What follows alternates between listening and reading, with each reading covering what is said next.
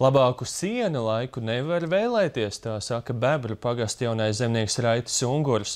Panorāmā par viņu stāstījām pirms pusgada. Par apmēram hektāru lielas aizaugušas platības uzaršanu valsts meža dienests viņu sodīja ar ievērojumu naudas sodu, kuru vēlāk tiesa atcēla.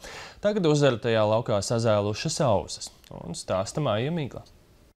Raitim bioloģiskajā saimniecībā mīt 230 lielopi, un uz 400 hektāriem zemes viņš audzē miežus, kviešus, auzas un zirņus. Šobrīd saimniecībā vālo sienu un presē to ķīpās, lai ziemā lopiem būtu barība. Aizbraucam pie auzu lauka, kas Raitim pirms pusgada varēja kļūt liktenīgs. Šis ir tas nepilni hektāra lielais lauks, par kura atmežošanu jaunajam zemniekam Raitim Unguram gandrīz nācās zaudēt visu savu saimniecību, jo meža dienests viņam uzlika sodu 38 000 eiro apmērā. Labība šeit augusi jau agrāk, vēlāk lauks aizaudzis. Raits to attīrīja no krūmiem un sīkiem bērziņiem. Meža dienests to traktēja kā Kyoto protokola pārkāpumu un iejaukšanos klimata izmaiņās. Aizkrauklas tiesa uzlikto sodu neuzskatīja par pamatotu un lietu izbeidz. Mežnieki pārsūdzēja, bet arī šoreiz viņiem neizdevās jauno zemnieku iedzīt bankrotā. Tiesa uzskatīja, ka lēmums nav grozāms. Jaunie zemnieki apaugumus vāc nost, jo šīs zemes viņiem ir nepieciešams, lai savu saimniecības attīstītu, un es redzes lokā zinu ļoti daudz, un praktiski visi jaunie lauksaimnieki to dara, un zemes tiek atgūtas. Cik es zinu, pēc Lada datiem ir 50 000 iepriekšējā periodā. Tagad, kā atļauj blokus precizēt, ir bloki noprecizēti 50 000 hektāri, un tāpēc man šķiet ļoti muļķīga zemkopības ideja 9 miljonus iedalīt lauksaimniecības zemju apmežošanai.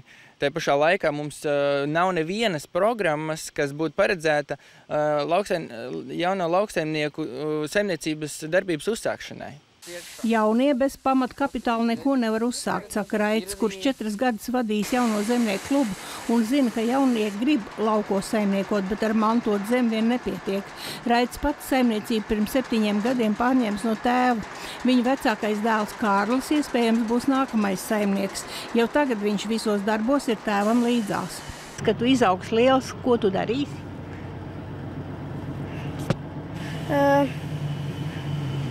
Strādāšu. Kur? Lauksaimniecībā. Rosmēs ir ievērot arī zaļināšanas prasība. Skaists sazēles ir zirņu lauks. Lopkopjiem nebūs jāpērk ģenētiski modificētā soja. To aizstāja zirņi vai pupas. Bet par lielo ķīpu presi, kas sienu sapresē lielos kubos, lepojas gan tēvs, gan dēls. Man nepatīk ilgi dzīvot uz lauku. Tāpēc mēs te mirklīt pabraucām, puslauks ir novākts. Un šīs kantēnās paciņas liekot kravā, viņas neatstāja tukšumus, tieši tāpat arī šķūnī. Un viņās ir saspiests vairāk sienas pēc tilpuma, nekā rulonos var saspiest.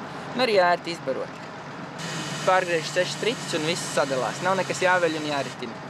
Šajās karstajās dienās zemniekiem ir laba sienu vākšana un arī labības prognozes ir iepriecinošas. Nozares speciālisti lēš, ka raža varētu būt lielāka nekā pērn. Māja Migla, Igors Stāts, Latvijas televīzija.